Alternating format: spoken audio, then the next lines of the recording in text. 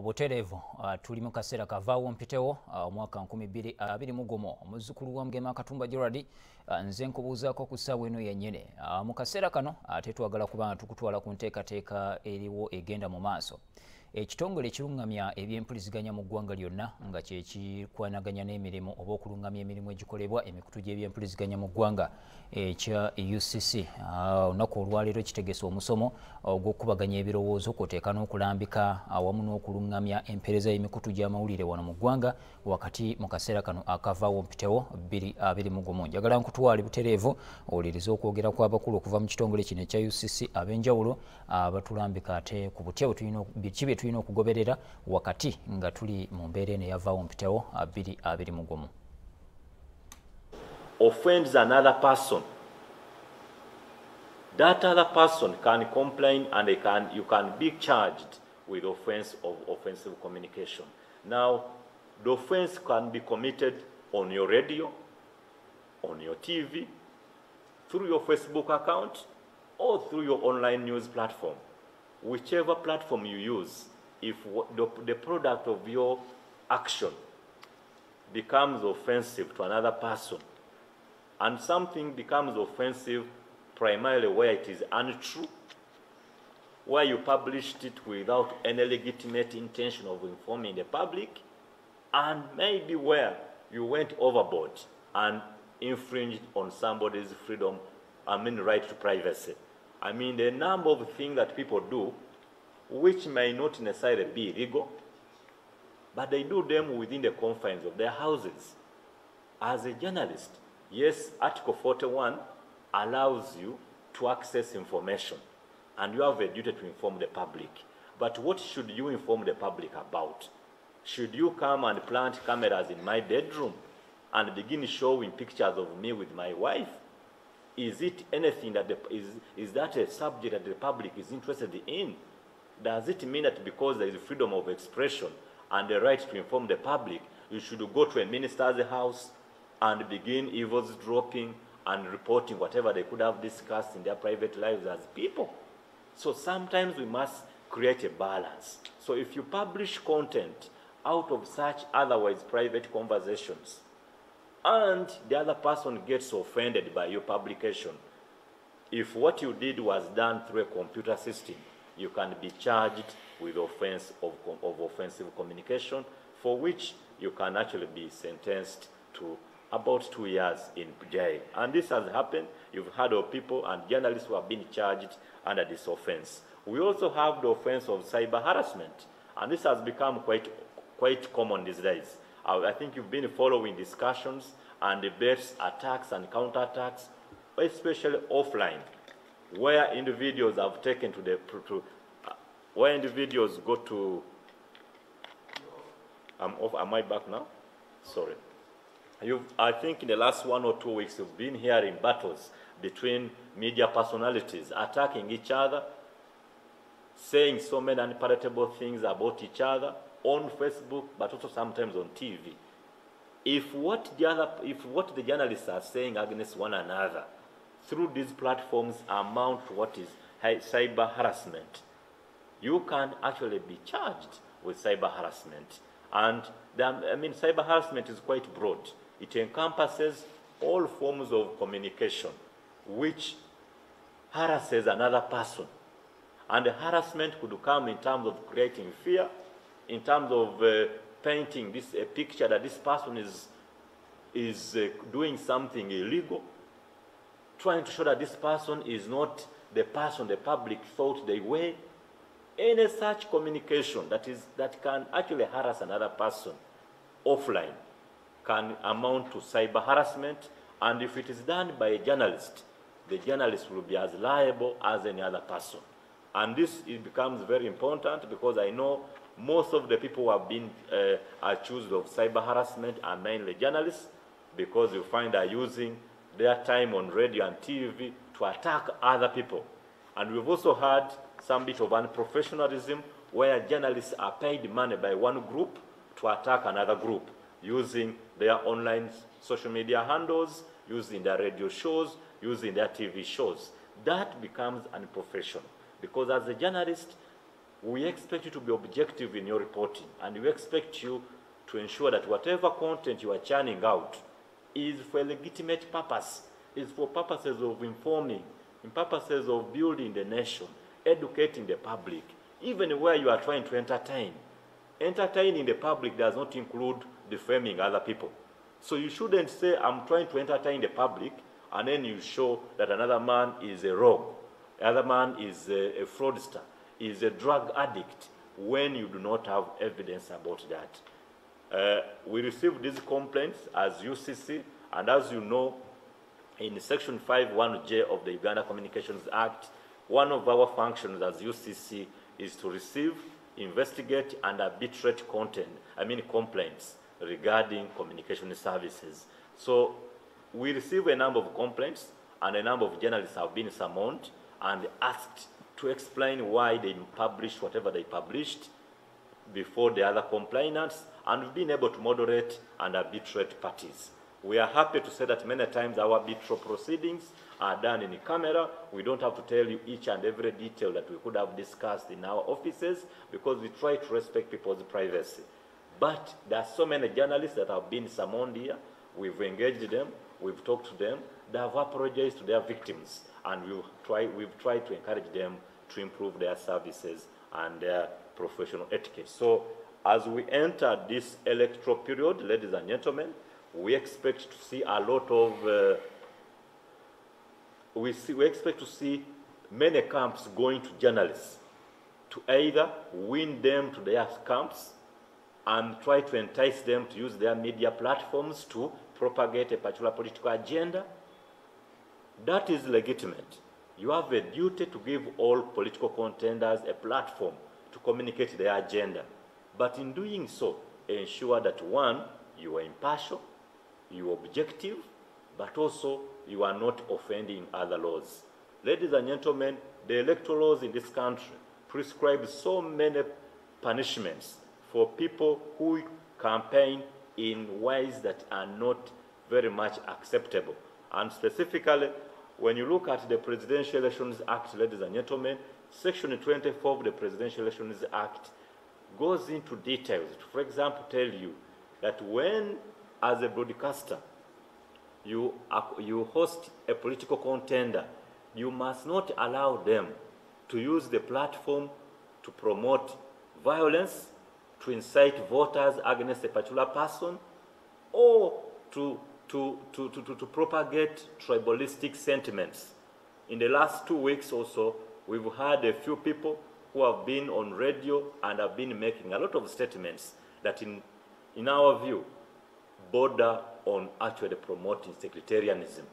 As we know, sectarianism is still illegal in Uganda, so this practice of positioning one tribe as good and another tribe as bad is not acceptable.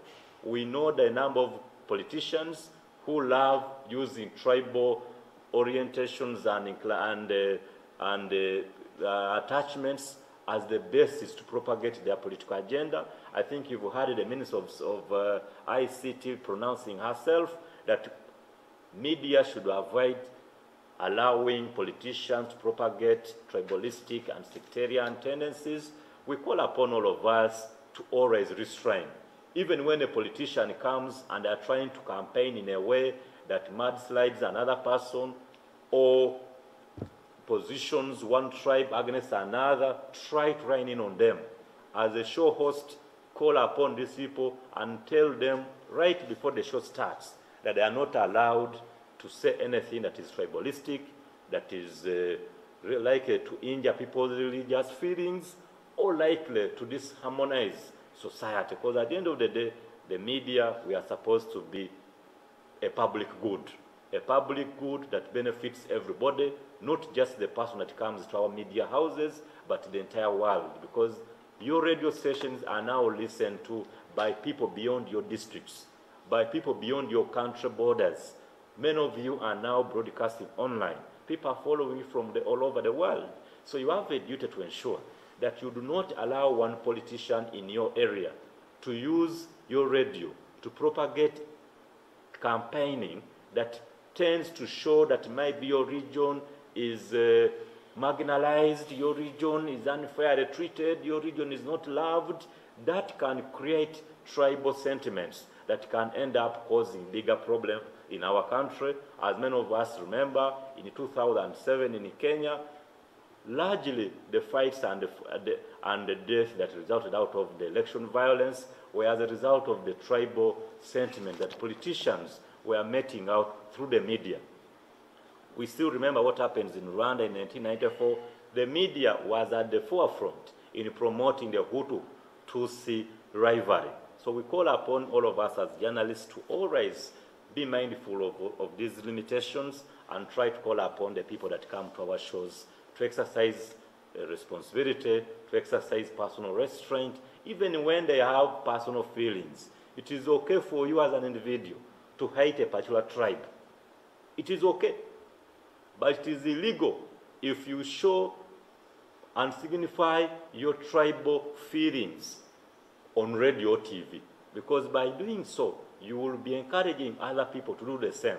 And in doing so, we can end up having a national issue which can end up affecting not just your region, your tribe, but the entire country. And as regulators, our duty is to ensure that we all enjoy this country, we all protect this nation, because at the end of the day, we all have a duty to protect Uganda and make it habitable, peaceful, and harmonious for everybody. Ugandans, non-Ugandans, irrespective of their tribes, irrespective of their religions, irrespective of their political orientation. There are so many other laws that I may not have touched on, but maybe also let me draw your attention to the Uganda Communications Content Regulations of 2019. Ladies and gentlemen, in 2019, the Minister of ICT exercised his powers under Section 93 of the UCC Act and issued a number of regulations.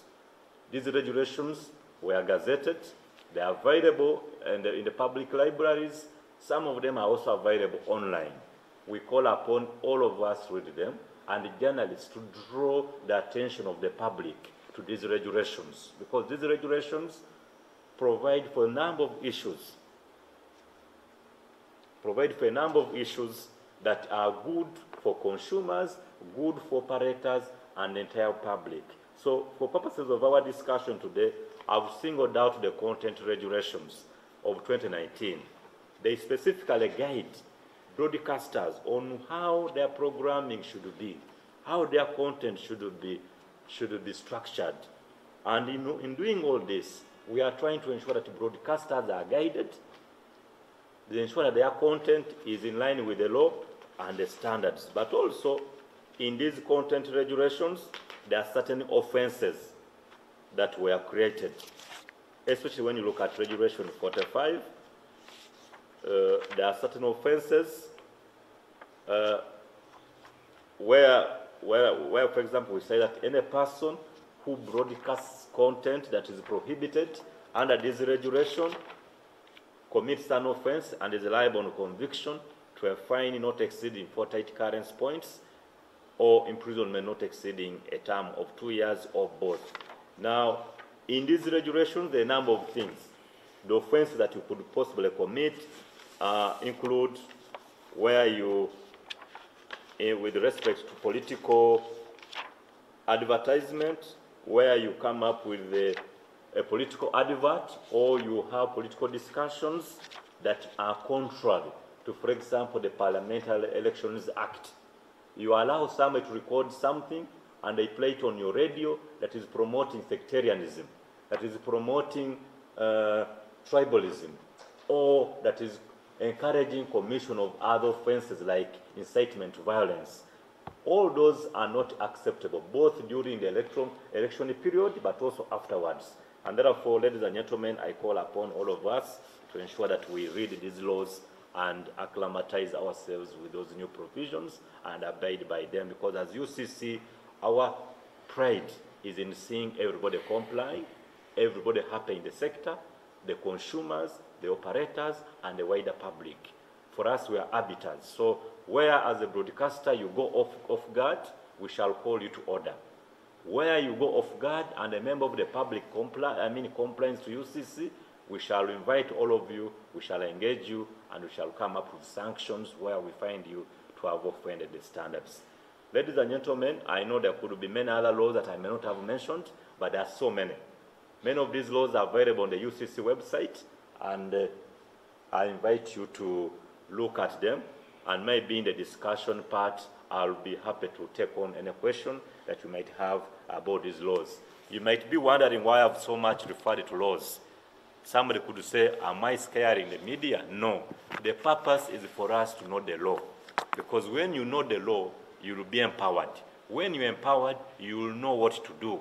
Because you know, ignorance of the law is never a defense to an offense. So it's better we discuss honestly about these provisions. We understand that actually we have these laws in place, and then we agree on how best we can avoid exposing ourselves to these crimes. The intention is not to scare anybody, but rather to make us aware of these provisions around us. And these provisions are not unique to Uganda.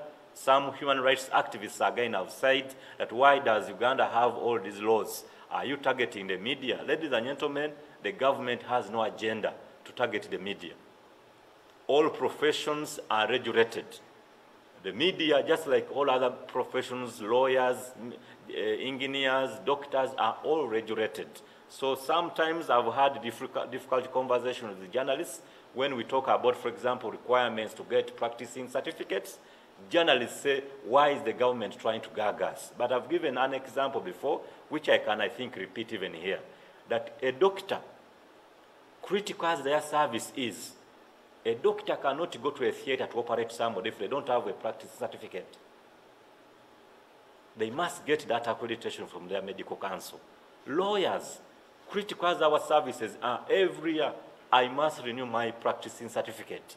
And before I renew that certificate, I must show that I'm professionally standing well.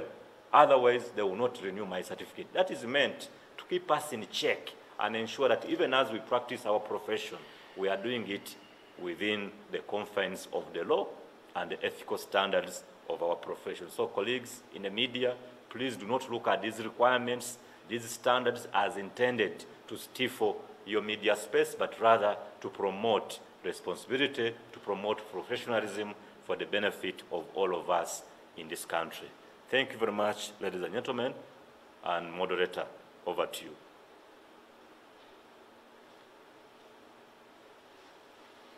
Thank you very much, Mr. Abdul-Salam.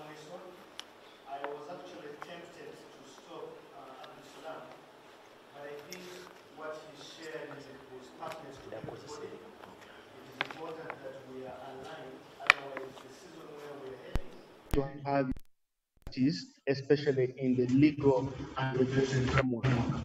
I would like to recognize and thank the presence of Mr. Anthony Erod from the Media Center, Mr. Okello Jabel from the Media Council, Mr. Paul Okenya from the Electoral Commission.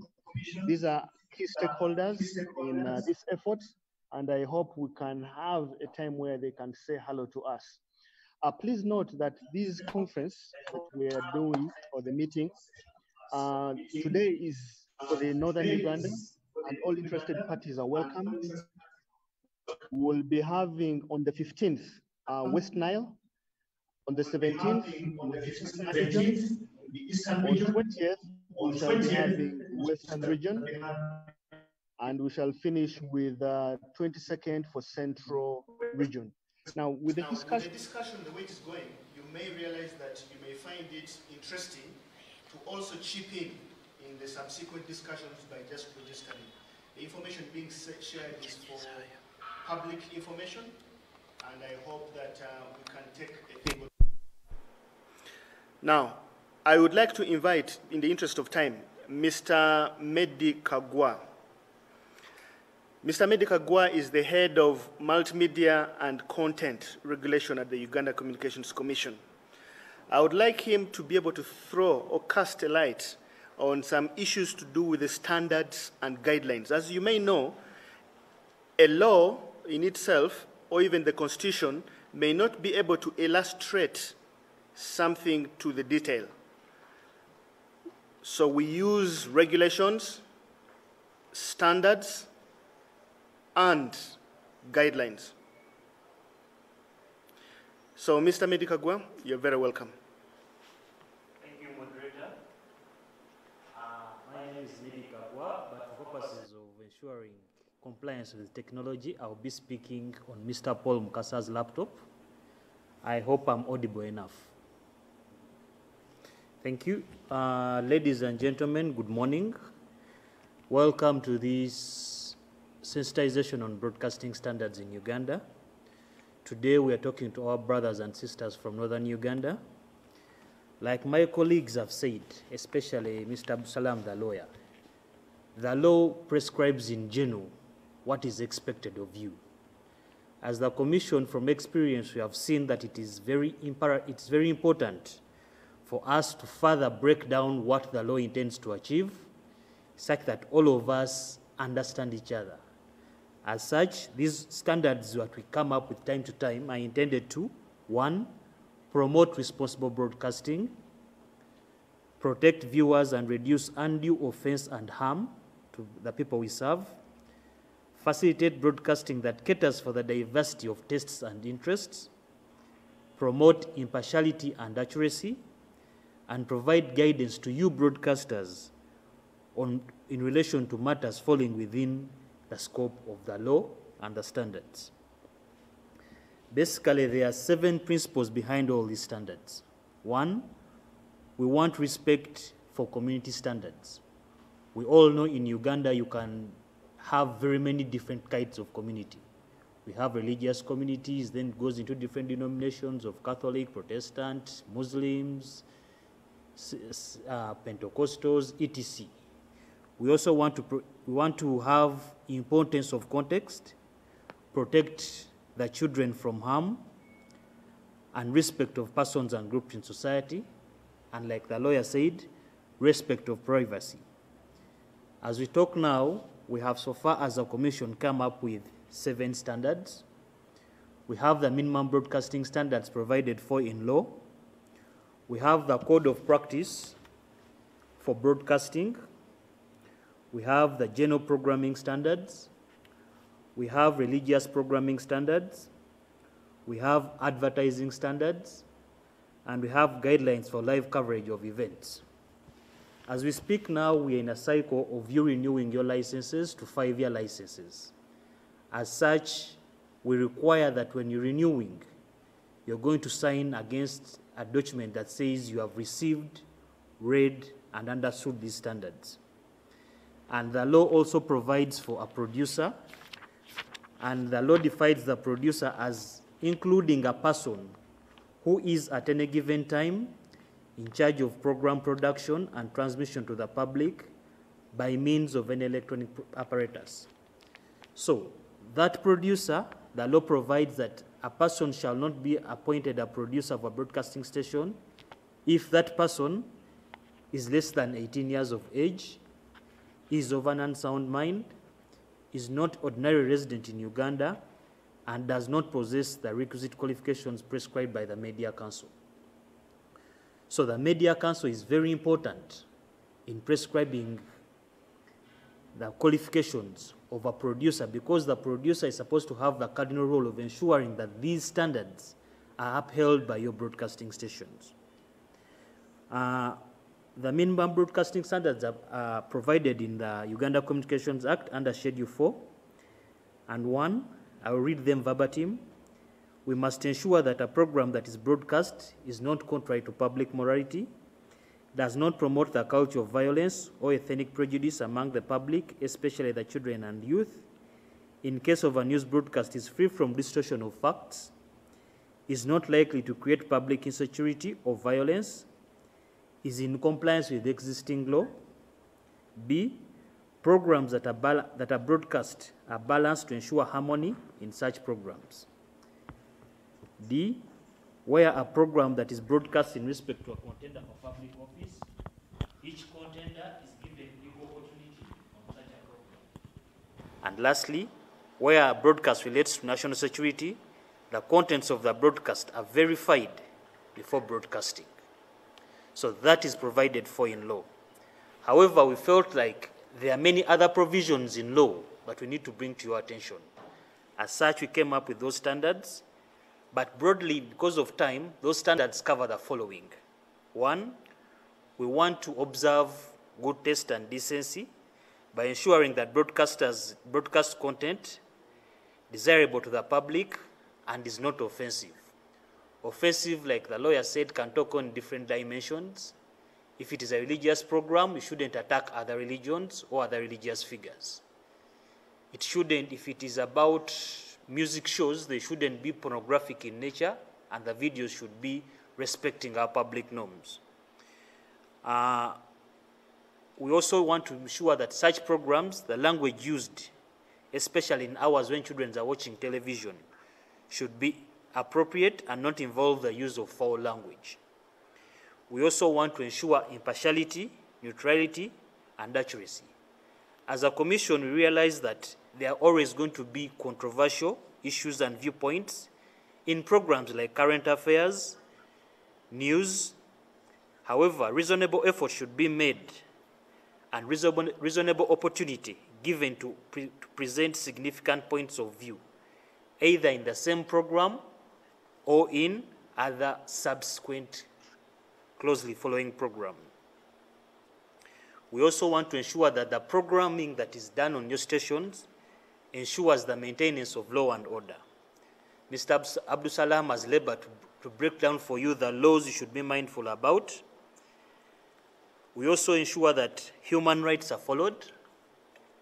We want to respect rights to freedoms. This could include privacy, which is provided for under Section 28 of our Uganda Communications Act, and it reads, Section 28 prohibits any broadcasting which infringes upon the privacy of an individual. So, we also tackle sex and nudity. We have seen of late that we have been receiving very many complaints regarding the nature of videos that are played between 1 and 6 p.m. when children are at home.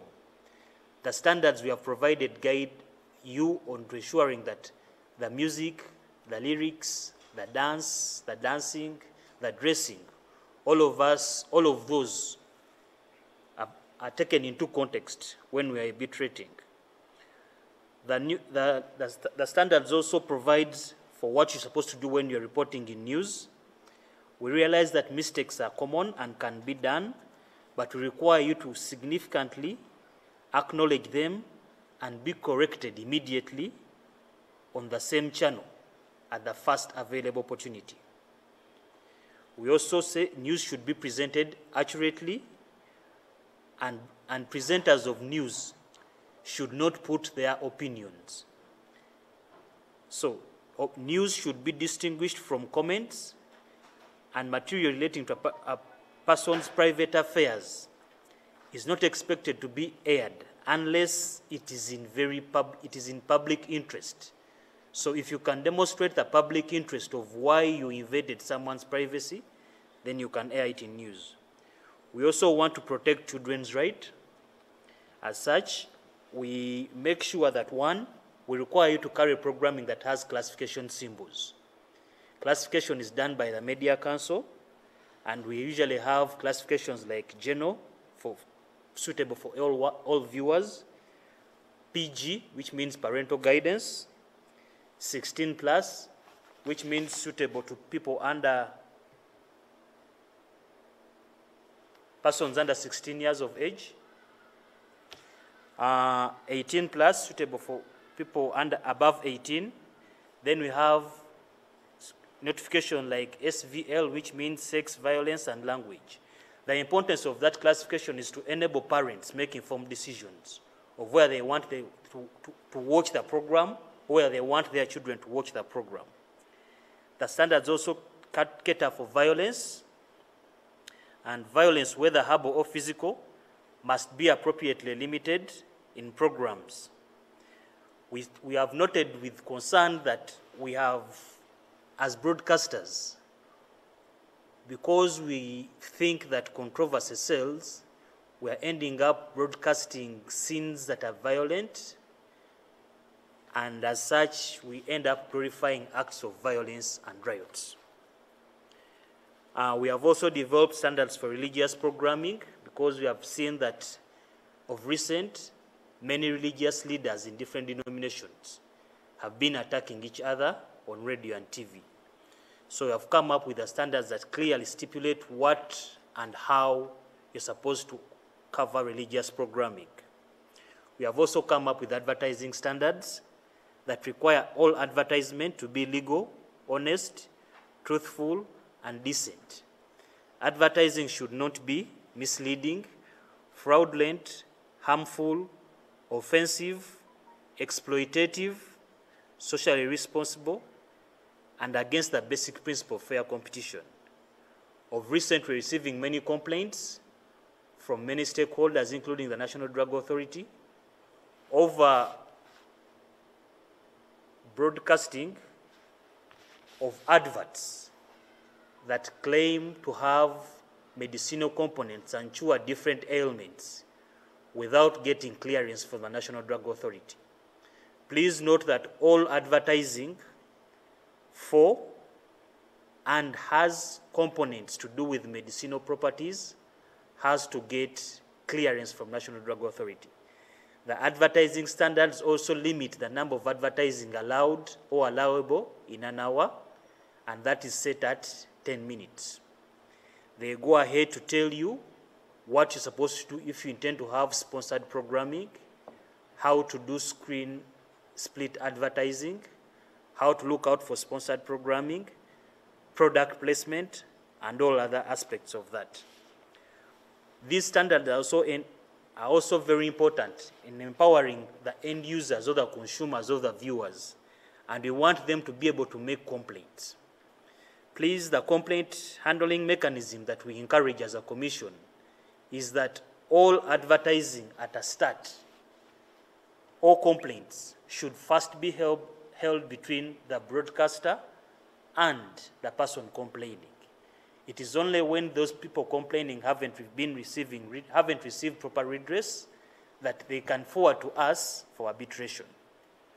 So we want to encourage everyone to complain and read the standards because they're very important as we move into the next coming election period.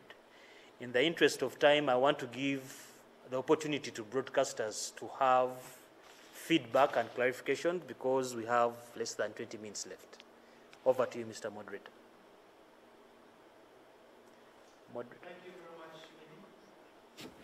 I think let us take some feedback, some comments, and if also questions, so that we can be able to utilize the time we have. Is it possible for people to raise hands?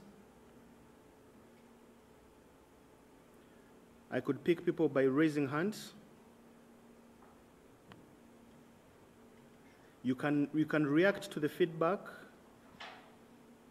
from this side, or have a comment, or even a question. I'm sorry the internet has not been well, and I can still feel the echoes myself. Anybody with a hand up?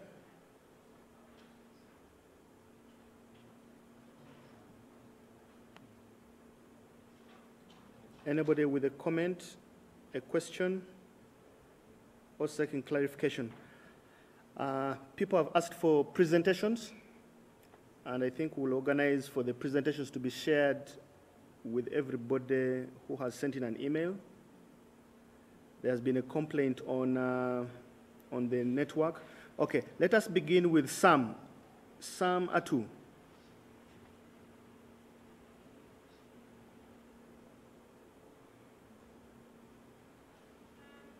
Yes, Sam, we hear you loud and clear. Let me take this opportunity to thank the Commission for arranging this meeting. And I would like to say that the time may not be enough for the several issues that have been raised. This was presented by, the question I'm raising goes to legal on the responsibility that we carry out as media houses. I'm particularly interested in this campaign season that we are in. Since I, as a media house, bear a huge responsibility on what comes out, is the commission now telling me that I have a right to choose who I think may not bring problems on radio?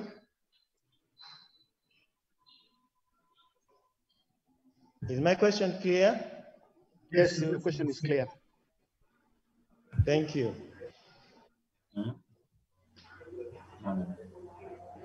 Let us have Swed. Swed, hand is up.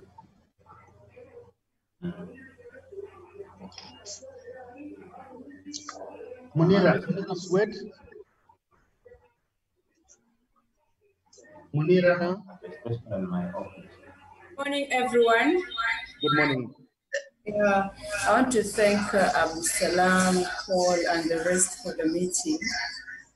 But then I have a question for Abu Salam regarding the laws in place.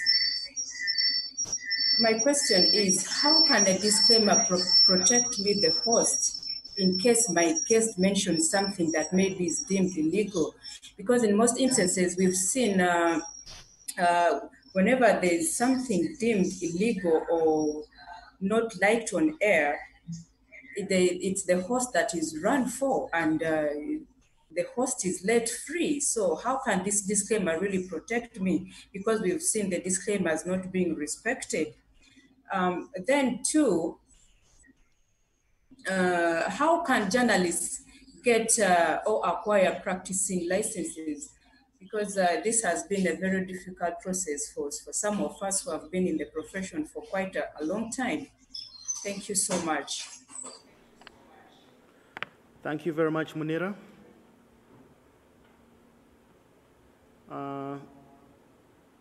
I think we can have a response to those for now. Abdul Salam, did you understand the first question? Yes. Okay. I got the first question from Mr. Samatul. Yeah, you're on. Mr. Atul, thank you very much for the feedback and for the question. You asked whether UCC is telling you to choose who you host on your radios to avoid any potential risk. I don't want to say that we are saying that exactly, but it is almost known that as a media house, you have the responsibility to know that wherever you're going to host will respect the rules of the game. And that's why myself have gone to a number of radio stations, and before the show starts, the producer and the host will tell me that this is what we are going to talk about. We want you to do this and that. Please ensure that you have this and that to avoid making unsubstantiated statements. So in my view, we are not really telling you to say no to certain people, but if there are people you know that these ones cannot abide to your rules, then as a broadcaster, you have a duty to say, boss, you have come as my guest here, I'm the head of the station here, or I'm the host here, you must be able to abide by the rules and the guidance I give you. I mean, we've seen certain hosts of shows failing to control their guests to the extent that even when the guests are fighting during the program, or they are shouting and abusing each other, the host is just looking on. So many times we ask, as a host, what is your role? You must be able to exercise your role as a headmaster, as a head prefect for that show. If somebody is not complying with the standards, switch them off. If somebody is getting out of order, go for a break. And that's again why we say that for most of these potentially contentious shows, it's not safe for you as broadcasters to have only one person in the show, I mean in the program. Let there be a show host, a producer, and maybe another person in the control room, whereby if the host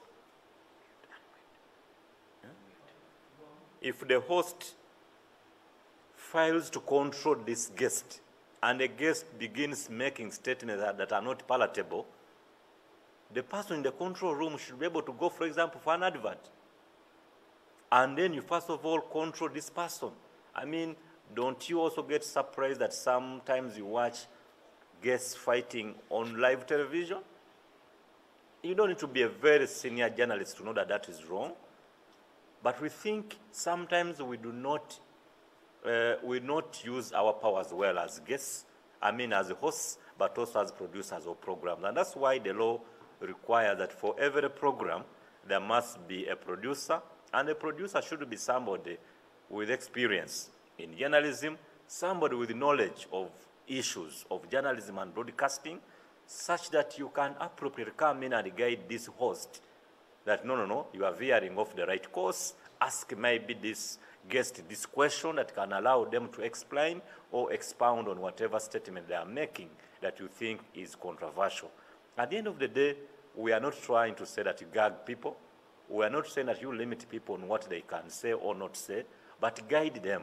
Because not everybody knows that I cannot abuse somebody on air. Not everybody was raised up in a good family to know that you cannot throw around some of these, unacceptable words on air. Because some of these programs are broadcast at a time when children are watching, they are listening. So it should be you as a host to exercise discretion and know what is acceptable and not acceptable, and you guide your guests accordingly. And this also goes to the cases of call-in listeners. A number of you allow callers to make many statements, but this caller is not with you in the studio. It should be you, the host, and the producer of the show, to tell the callers not to make certain statements that are not acceptable. And for you as a broadcaster, it's not a defense for you to say that the statements were made by a caller, not a guest. A caller will never be heard unless you create a platform for them. So you cannot say that I will not be responsible for what a caller says on air. At the end of the day, it is your platform that is being used to broadcast whatever content the public is hearing. So you cannot possibly run away from responsibility. And then the other question about to what extent does the disclaimer protect you? The disclaimer, like I said, is not a magical shield against liability. At the end of the day, that disclaimer only helps you to contextualize the discussion and inform the public that maybe not everything that is being said by the guest is necessarily approved and supported by the radio station.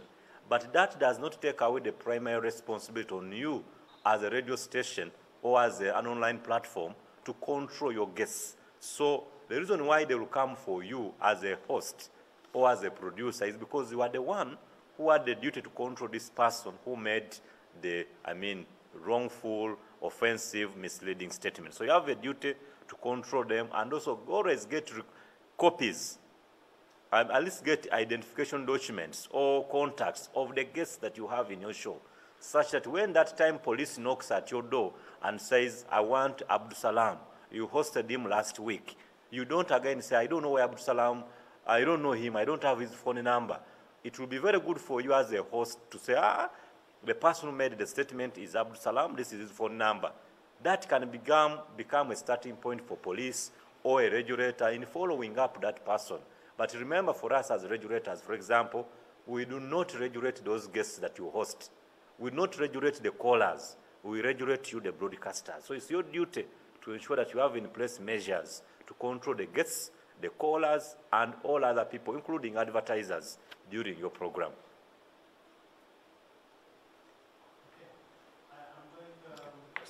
Moderator. Allow me to invite Mr.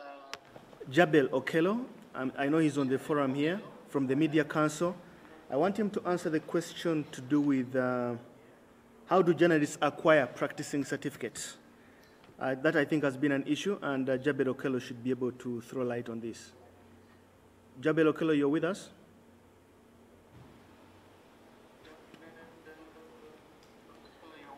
Jabel Okello? The issue to do with practicing certificates, because this is a Media Council issue. I know my network is not so good. Is Jabel with us? Okay. In the absence of Mr. Jabel Okello, Mr. Jabel Okello,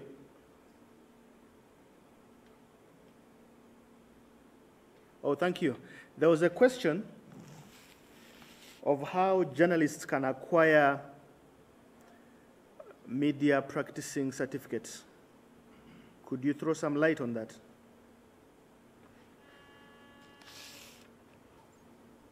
Ibrahim, the process of acquiring a practicing license is very simple.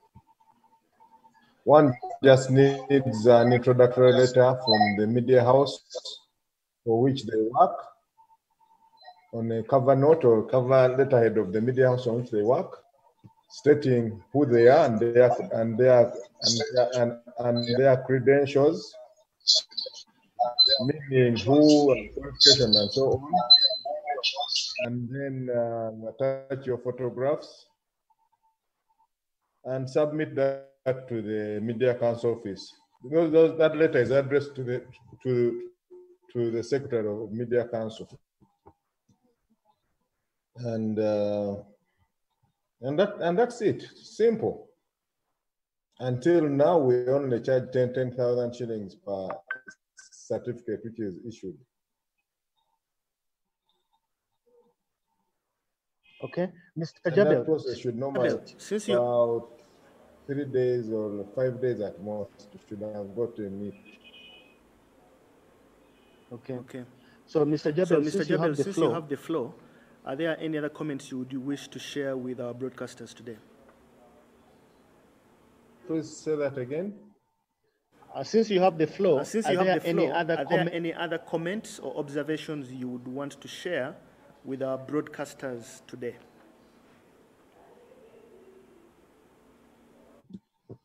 Most of the issues have really been been covered, especially the presentation by Absalam was very comprehensive enough. Even touched on the question of the code of ethics, which is really the principal thing that, as Media Council, that guides us when there is a conflict, when there is a publication or a broadcast that is complained about. We are guided by the code of ethics. I want the members, I hope the members are well versed with the code of ethics. If they don't have, they could go to the website of Media Council, they'll find it attached there,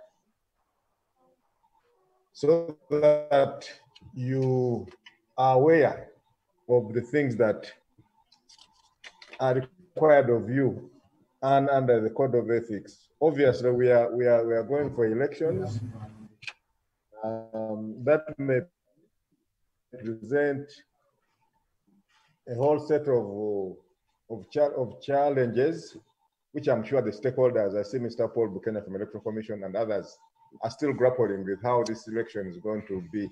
I noticed that this meeting is so far very general about the principles of broadcasting. But the principles of broadcasting, as you've already stated here, I think apply even when we come to elections. And the members have to be aware of them. Otherwise, I don't have any particular thing to communicate at the moment. Thank you. Okay, thank you very much, Mr. Jabel, Mr. Okello. I would, there's a question for Mr. Abdusalam. You will respond to what are the protection powers that the Commission has protecting broadcasters when they are being overwhelmed by government officials, especially in this coming election. But let me pick a question from Mr. Richard Okutu, so that we can combine that. Richard Okutu, you have your hand up. Richard Okutu. Yeah. Richard Okutu. Have your hand up. Richard Okutu. Okay. As Mr. Richard Okutu prepares himself, Mr. Abdusalam, maybe you would want to respond to that. And maybe just let people know, many people expected, I think, us to discuss guidelines for broadcasting in the election campaign, which guidelines are not yet ready, but you may want just to let them be at peace. Thank you very much, Mr. Bossa, and all colleagues for the comments and questions. Have you unmuted me? Maybe you unmute me.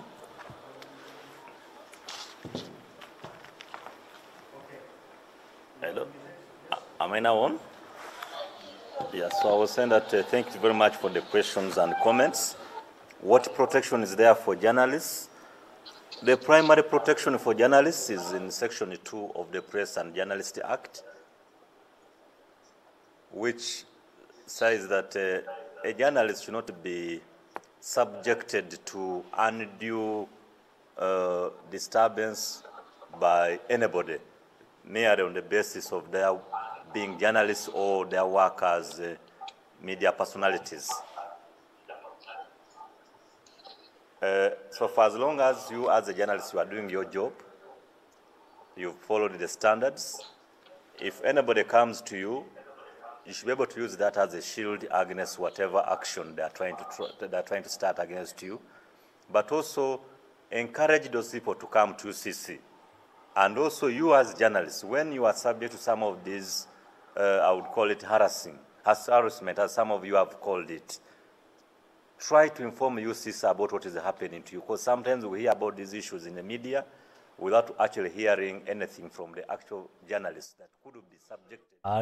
Tweyanzege enteekateeka ewete bwetambudde nate olunaku olwaleero ekitongole kya UCC kibadde kibaako engeri gyekirungamya ku mateeka agalina okuba nga gagobererwa eri emikutu gy'amawulire wamu ne bannamawulire bonna okutwaliza wamu wakati mu mbeera eno gye tulimu ya vaawo mpitewo ate 2021 tulidde okwogera okuva mu bakungu ab'ekitongole kino ab'enjawulo omukulu Abdusalim Waiswa, omukulu Paul Mukasa, ate ne Mbeddi Kaggwa, Ibrahim Bossa wamu n'abalala ate abadde bakubaganya ebirowoozo ku nsonga wamu n'embeera nga batulungamya ate ebyo byonna bye tulina okugoberera nga ffe bannamawulire n'emikutu gyonna wamu ne bannayuganda bye balina okumanya ate ku mateeka agafuga amawulire bisingawo ogenda kubanga obifuna mu mawulire gaffe gy'otobadde ku ssaawa 6:30 Gambuuze ku ssaawa 1 wamu n'Ageesigika ate ku ssaawa 4 katweyongere ne pulogulaamu zaffe endala nga bwe zitegekeddwa Ssaabasajja Kabaka awangaale.